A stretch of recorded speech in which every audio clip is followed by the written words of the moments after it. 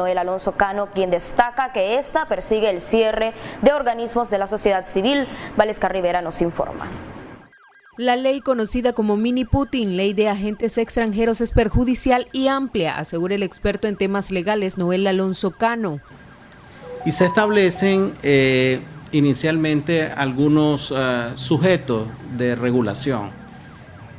Luego, ya con la aprobación que se hace, se generaliza y se introduce como objetos de regulación otro tipo de servicio y de instituciones, personas, organismos que reciben del exterior fondos para realizar sus actividades propias de su objeto por el cual fueron creados.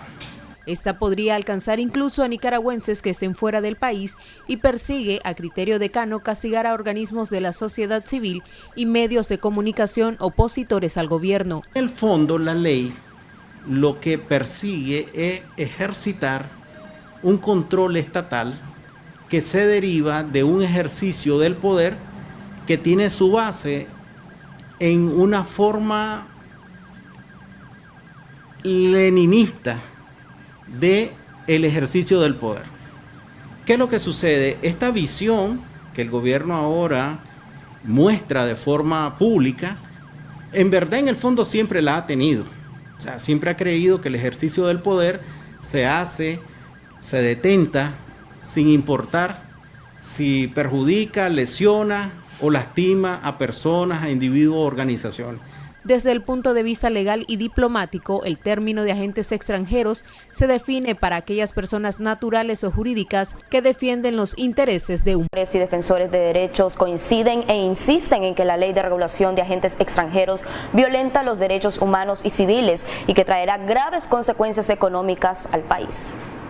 El objetivo de la ley aprobada por la bancada sandinista este jueves tiene como fin el cercenar la capacidad de las organizaciones opositoras, expresa el director ejecutivo de la Alianza Cívica, Juan Sebastián Chamorro.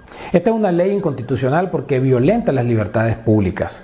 Tiene el objetivo de cercenar la capacidad operativa de organizaciones políticas que se oponen a la dictadura. Pero no se queda ahí, porque también va a afectar la operación de fundaciones y organizaciones que trabajen sobre temas sociales o la defensa de los derechos humanos, por ejemplo. Incluso esta ley va a tener consecuencias sobre proyectos de índole privado. Alexa Zamora, miembro de la UNAP, considera que el artículo 14 de la ley violenta los derechos políticos de los nicaragüenses, creando una subcategoría de ciudadanos de segunda clase a los cuales de manera discrecional y de manera selectiva les son cercenados los derechos civiles, como son los de participar en procesos electorales y también el de elegir y ser elegido en los mismos. Pero este no es el único efecto negativo de esta ley, ya que otorga facultades discrecionales al Ministerio de Gobernación en cuanto a los temas que pueden ser permitidos o no permitidos en materia de defensa de derechos humanos o promoción de la democracia, por ejemplo. La ley para regular a los agentes extranjeros faculta al Ministerio de Gobernación para que éste cree la instancia encargada de emitir una normativa de regulación, supervisión y sanción para agentes extranjeros, dice el artículo 8 sobre las facultades de la autoridad competente. Según Gonzalo Carrión, defensor de derechos humanos, la ley atenta contra la participación de los nicaragüenses en la vida pública. Exactamente, atenta contra los derechos de asociación, libertad de expresión, de organización, la libertad individual, la libertad de ciudadanía, de cuestionar en los asuntos públicos al régimen que además desde hace 30 meses mantiene una feroz persecución contra el pueblo de Nicaragua. Michelle Polanco Alvarado, Acción 10.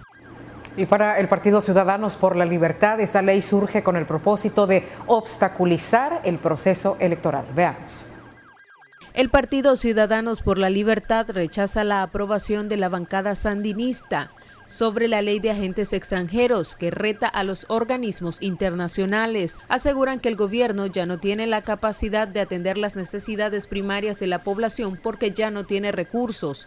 Particularmente grave resulta el hecho de que a un año de las elecciones generales programadas para noviembre de 2021, la ley amenaza con la anulación de sus derechos políticos a los ciudadanos que sean incluidos por el régimen dentro de la calificación de agentes extranjeros, sometiéndolos a una especie de apartheid político y estableciendo además inhibiciones para el ejercicio de cargos públicos adicionales a las ya consignadas en los artículos 134 y 147 de la Constitución Política. No habiéndose aprobado siquiera las reformas electorales necesarias para garantizar el voto ciudadano, esta ley profundiza la falta de garantías para unas elecciones libres y transparentes que constituyen la única salida posible a la profunda crisis social, económica y política que sufrimos todos los nicaragüenses. Esta organización política condena los argumentos del gobierno para aprobar dicha ley sin que antes se hayan visto las reformas electorales propuestas antes del combo de leyes. Para Acción 10, Valesca Rivera. Hacemos una pausa comercial, enseguida regresamos con más. El secretario general de la OEA, Luis Almagro, manifestó su preocupación y condena por las persistentes violaciones de derechos humanos en Nicaragua y por la inhumana situación de los presos políticos en huelga de hambre, e hizo nuevamente un llamado al gobierno a actuar para corregir las repetidas vulneraciones al Estado de Derecho. La Secretaría General de la Organización de los Estados Americanos informa a la opinión pública respecto a las reuniones mantenidas con integrantes de la sociedad civil nicaragüense, a la vez que expresa su condena por las persistencias y violaciones de derechos humanos que ocurren en Nicaragua. Es parte de un comunicado que fue publicado este jueves, en el que además se señala que la próxima Asamblea General de la organización debe ser consistente y hacer suyas las denuncias de violación de los derechos humanos, exigir se liberen a los presos políticos, se restablezcan las libertades fundamentales y se proceda a las necesarias reformas electorales que permitan el retorno de la democracia a Nicaragua. Llamamos al gobierno de Daniel Ortega a actuar para corregir las repetidas vulneraciones al Estado de Derecho y la alteración del orden constitucional que se verifican en el país. Agregan que han seguido recibiendo denuncias de actores de la sociedad civil que nos obligan a alertar a líderes regionales y a la comunidad internacional en general. De ellas se infiere que persisten las violaciones a los derechos humanos, el ataque sistemático a las libertades públicas, así como malos tratos y torturas a los presos políticos. La Secretaría del organismo asegura que se observa la negativa del gobierno a acatar las recomendaciones de la Comisión Interamericana de Derechos Humanos, el Grupo Interdisciplinario de Expertos Independientes, la Oficina de la Alta Comisionada para los Derechos Humanos de Naciones Unidas y a cumplir sus deberes bajo la Carta Democrática Interamericana, en especial los artículos 4 y 5. Agregan que existen hasta la fecha 113 presos políticos en Nicaragua, los cuales llevan 14 días de huelga de hambre en protesta por su situación, presos políticos que se han surcido sus labios y tomarían las medidas de coserse sus párpados también. Esta situación es intolerable e inhumana. Todos han sido presentados públicamente como criminales y no han tenido acceso a un proceso judicial justo, siendo violentado así el principio de presunción de inocencia y todas sus libertades fundamentales. El 14 de septiembre, Daniel Ortega formuló una orientación a la Corte Suprema de Justicia, un acto que vulnera la separación de poderes. Ello se hizo en relación a una propuesta de ley que amenaza a la oposición con prisión perpetua por los llamados crímenes de odio. Se trata de un cargo de tipificación imprecisa. Ello deja el suficiente espacio para la arbitrariedad, siendo susceptible de convertirse en una herramienta para reprimir.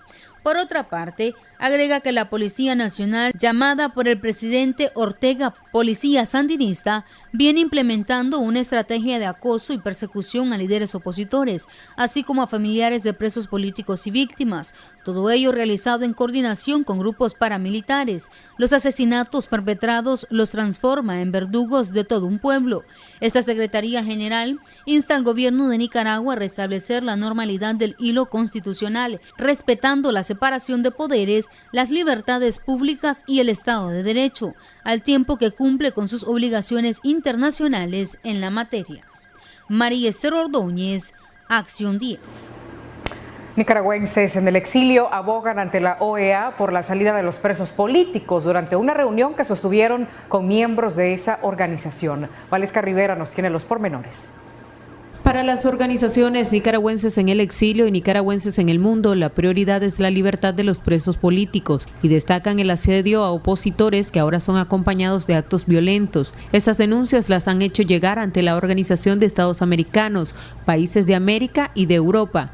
Las reuniones que ha tenido y las presiones que ha recibido por parte de las diferentes expresiones de organizaciones de la sociedad civil, incluidos, pues nosotros sabemos de familiares de presos políticos, expresiones en el exilio, o sea, ha habido una fluorescencia en realidad de muchísimas voces demandando una mayor beligerancia de la Organización de Estados Americanos. Estas denuncias han tenido eco y ya existe un pronunciamiento de la Organización de Estados Americanos que llama al gobierno de Nicaragua a reflexionar sobre estos hechos.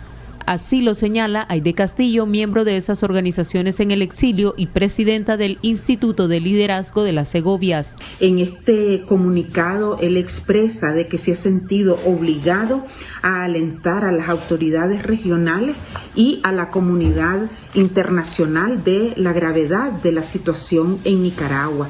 Menciona, pues, entre otras cosas, que continúa la represión, que está al tanto de la situación de violaciones a derechos humanos, de la persecución por parte de la policía, y ya no le dice Policía Nacional, sino que tal y como lo nombra el régimen policía sandinista. Apelan a una verdadera unidad para que también existan acciones de la comunidad internacional. Para Acción 10, Valesca Rivera. Mauricio Díaz, ex embajador de Nicaragua ante la OEA, considera preocupante la posición del gobierno a pocos días de que la organización tome una decisión sobre la crisis política en nuestro país. Los detalles con Jocelyn Rojas.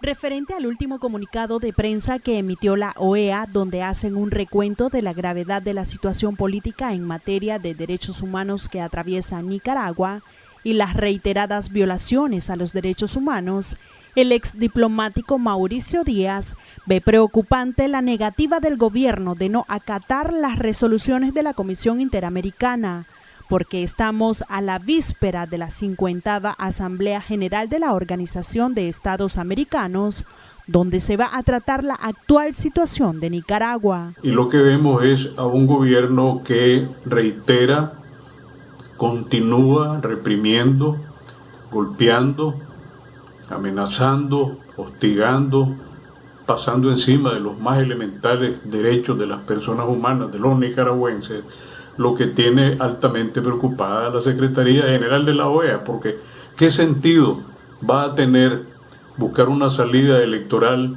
cuando persiste el gobierno en crear, en mantener este tipo de régimen que equivale a una situación de estado de emergencia fáctica, en donde, como dice la Secretaría General, hay prisioneros políticos? Para Díaz, el comunicado alerta a la comunidad internacional y también hizo referencia al combo de leyes altamente represivas que envió a preparar el gobierno pese a la reacción del Parlamento Europeo. ¿Por qué está haciendo esto este gobierno? Porque realmente está despreciando sus compromisos jurídicos internacionales que son de ineludible cumplimiento, pero que aquí no se respetan, y lo que vemos es un régimen que está sentado en la fuerza de las armas y que no quiere poner atención a los llamados, a los reclamos de la comunidad internacional. Entonces, este comunicado es altamente preocupante, porque además ya la OEA sabe que aquí ha habido lo que se denomina en su Carta Constitutiva y en la Carta Democrática Interamericana una alteración del orden constitucional. En Acción 10, Jocelyn Rojas. Nuevamente, la vicepresidenta de Nicaragua, Rosario Murillo, llamó mezquinos e insignificantes a quienes se oponen a las políticas de su gobierno. Habló además sobre los viejos cuadros del Frente Sandinista, ahora disidentes de Ortega, y a quienes llamó traidores. En su intervención de este jueves, la vicepresidenta Murillo una vez más lanzó improperios contra los opositores, a quienes calificó como puchos insignificantes y vendepatrias. Gracias por continuar informándose con nosotros. Trabajadores de redacción del diario La Prensa protestan públicamente contra la demanda laboral interpuesta por el ex gerente general Hugo Holman. Michelle Polanco nos informa. El equipo de redacción del diario La Prensa rechazó y condenó la demanda laboral millonaria interpuesta por el exgerente general del periódico Hugo Holman. Según los trabajadores de la redacción, el legado del mártir de las libertades públicas Pedro Joaquín Chamorro, que se han esforzado por mantener, está siendo nuevamente amenazado con la demanda millonaria que el exgerente general Hugo Holman Chamorro interpuso contra esta empresa, aduciendo supuestas violaciones a sus derechos humanos y laborales. Periodistas, fotógrafos y editores denunciaron públicamente haber sido víctimas de maltrato por parte de Holman durante su gestión. Durante su gestión, Holman maltrató verbal y psicológicamente al personal de redacción, al punto que su sola presencia en las oficinas generaba temor y tensaba el ambiente laboral, dice el documento. La carta de la redacción de La Prensa también dice que Holman también arrebató gradualmente todos los beneficios que por años esta empresa dio a sus trabajadores, como regalías de fin de año, atención médica, gastos en medicinas, canastas básicas, redujo a cero la repartición de utilidades entre los colaboradores. La denuncia pública hecha por los trabajadores de redacción cuenta con el respaldo de la junta directiva de la empresa mediática y se da justo luego que Holman interpusiera una demanda laboral por un monto superior a los $2 millones. Durante su gestión, públicamente se desconocían los abusos cometidos por el exgerente. La carta continúa exponiendo que Holman humillaba a los editores y periodistas, haciéndoles cuestionamientos sobre la información que él le parecía como publicidad e interrogaba cuánto le habían pagado al periodista por esa publicación. Más adelante denuncian que Holman condenó a la redacción a un ambiente de precariedad, al punto que en época de invierno los equipos periodísticos se mojaban porque la lluvia se filtraba por el techo por falta de inversión en las oficinas donde por años funcionó redacción. Eran cascadas las que caían en las instalaciones centrales durante el invierno, se lee en la carta.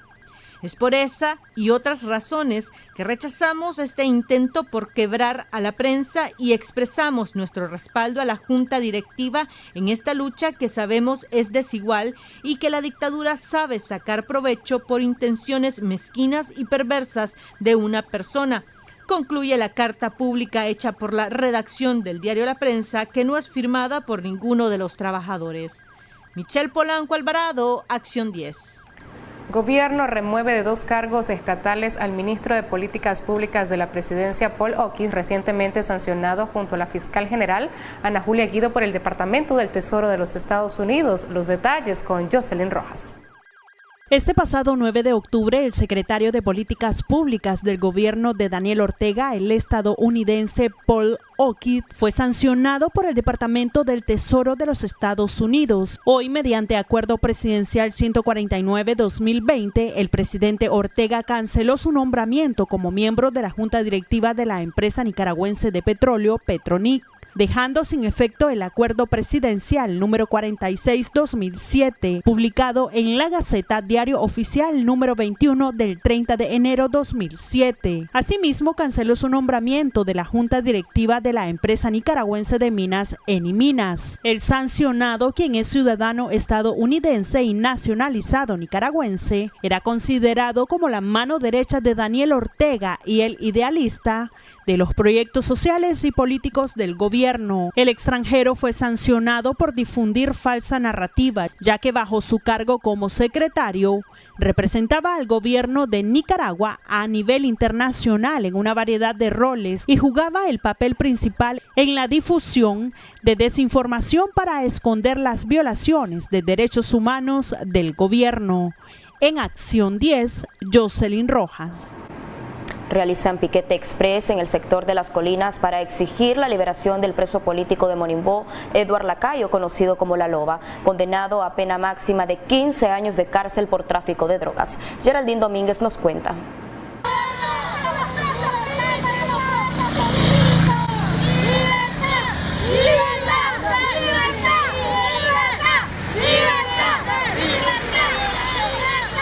Hermana del reo político Eduard Lacayo, conocido como La Loba, en conjunto con familiares y amigos de otros encarcelados, realizaron la mañana de este jueves un piquete express en el sector de la segunda entrada a Las Colinas en demanda de su libertad. Inmediatamente queremos la libertad de nuestros secuestrados políticos. Ellos son inocentes. ¡Libertad! ¡Libertad! A él está golpeado, a él diario le echan custodios para que lo debiliten, pero Dios es grande y maravilloso que me lo tiene fuerte, mi hermano, a todo. Claro que sí, ya estamos hartos de esta dictadura que no nos quieren dar a nuestros secuestrados políticos y vamos a seguir en la calle hasta que nos liberen a nuestros secuestrados políticos. Gracias. Posterior al plantón express, inmediatamente motorizados y patrullas policiales llegaron al sector y dieron persecución al medio de transporte donde se movilizaban los manifestantes. En Acción 10, Geraldine Domínguez. El activista Wilfredo Brenes de los Aguadores de Masaya fue declarado culpable por los delitos de tráfico de drogas y de armas. Su abogado defensor, Julio Montenegro, asegura que no le fueron ocupadas ni armas ni sustancias prohibidas. El Ministerio Público solicita 15 años para el aguador Wilfredo Brenes y también para la presa política Carla Escobar. Ambos presos políticos junto a una persona de militancia sandinista de nombre César de los Ángeles Medina. Ayer concluyeron con los alegatos conclusivos y una vez hecho estos, la jueza procedió a estimar responsable de los delitos de transporte de droga y portación ilegal de armas a ambos presos políticos. Su abogado defensor, Julio Montenegro, alega que no existen pruebas que sustenten la acusación, pues no fue detenido en el lugar que señalan y no le ocuparon drogas ni armas. A favor de Wilfredo Alejandro Brenes Domínguez hubieron 2 elementos de prueba testimoniales favorables en vista de que ese día 30 de abril de este año habían establecido una sociedad para efecto de echar adelante el negocio de pollo asado. Efectivamente, en el transcurso del día estuvieron realizando las compras. Al no encontrar el producto en el mercado, se dirigieron a la colonia de ese departamento de Masaya y pudieron finalmente comprar lo que era esa carne de pollo y costilla, incluso para poner a la venta. Cuando llega uno de sus socios al negocio para efecto de comenzar lo que era el trabajo de la venta de ese pollo asado y de las costillas asadas, se encuentra con la situación de que Wilfredo Alejandro Brenes lo están montando a un vehículo. Brenes fue liberado en el caso de los aguadores y recapturado bajo la excusa de estar involucrado en un accidente de tránsito. Él permanece en prisión desde hace 6 meses. Para Acción 10, Valesca Rivera.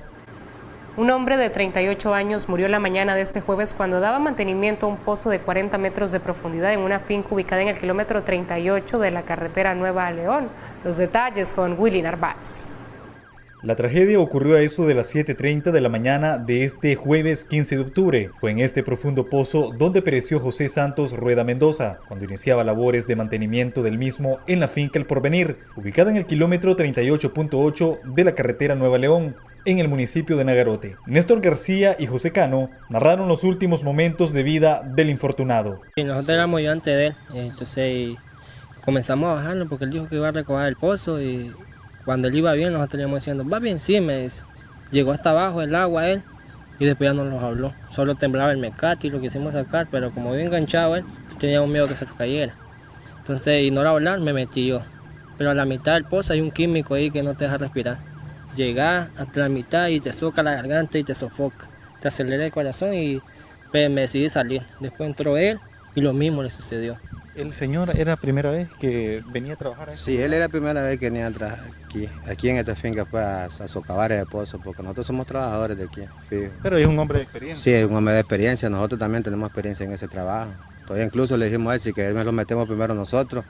Ya, no, me dice, yo primero voy, dale ya después. Y cuando él se metió, nosotros lo íbamos dejando bien. ¿En qué consistía el trabajo que iban a hacer específicamente? A socavar, a limpiar el pozo, a socavar para que diera más agua supuestamente, porque decían que estaba seco, pero no está seco, pues, tiene agua bastante todavía. Y ahí pues, nosotros le gritamos, ¿estás bien, viejo? Sí, me dice, estoy bien. ¿Ya llegaste? Sí, ya llega el agua, me dice. ¿Y entonces qué onda?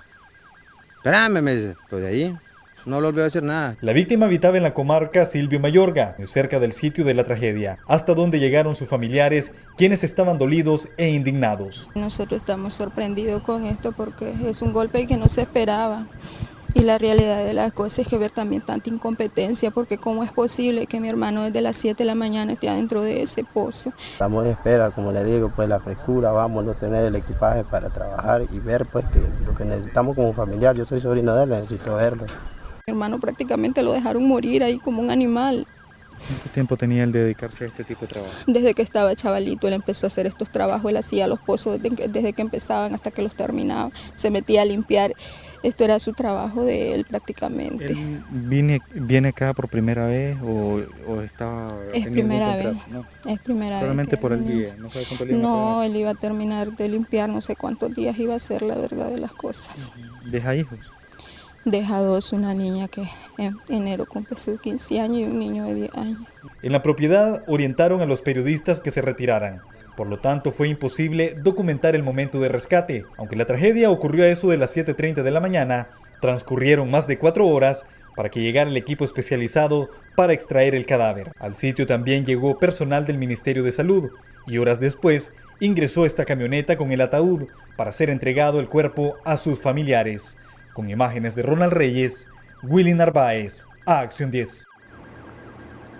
Una breve pausa comercial y cuando regresemos más noticias aquí en Acción 10. Gracias por continuar en nuestra fiel sintonía. Cierre de campaña en Bolivia con el Movimiento al Socialismo, partido del expresidente Evo Morales como favorito para ganar las elecciones a la presidencia, a realizarse este próximo domingo. Los detalles con María Esther Ordóñez. El binomio presidencial del Movimiento al Socialismo para las elecciones presidenciales en Bolivia, que integran Luis Arce y David Choquehuanca, cerró su campaña este miércoles con un acto multitudinario en la ciudad de Cochabamba, donde mostró su confianza en que ganará los comicios en primera vuelta. Los comicios que están previstos a celebrarse este próximo domingo, 18 de octubre. Creo que el binomio ha sido y ha tenido una amplia aceptación en el pueblo boliviano. Hemos recorrido los 9 departamentos, hemos escuchado al pueblo boliviano su pedido, el dolor que hoy tiene, la angustia que muchos hermanos, hermanas en todo el país han mostrado, y ellos saben que somos la solución para ellos. Las encuestas ubican al aspirante presidencial por el Partido Comunidad Ciudadana, Carlos Mesa, en un segundo lugar con el 33,1% de los votos. Mesa también realizó el cierre de campaña. ¡Mesa, presidente! La lógica de Comunidad Ciudadana es, primero, la gente. Además, se ha informado que ya están en el país los miembros de las comisiones de observación internacional, entre ellos de la Organización de los Estados Americanos. Sin embargo, también se ha reportado que se ha cambiado el sistema de difusión de resultados preliminares, que reemplazará al cuestionado sistema de transmisión de resultados electorales preliminares, que dejó de funcionar de manera repentina en la noche electoral del 2019.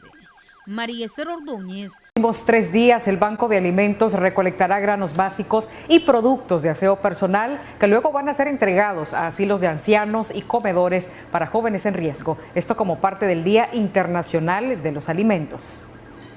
Con el objetivo de llevar alimentos a los que más necesitan, el Banco de Alimentos está realizando una campaña para recaudar granos básicos y de higiene personal para entregar a los asilos de ancianos, comedores infantiles, jóvenes en riesgo. Está en dependencia de lo que recolectemos los productos y hacer la distribución. Nosotros como Banco de Alimentos distribuimos a 72 organizaciones a nivel nacional y las personas pueden donar desde una bolsita de arroz, una caja de fósforo, ¿qué es lo que pueden? Puede ser algo simbólico.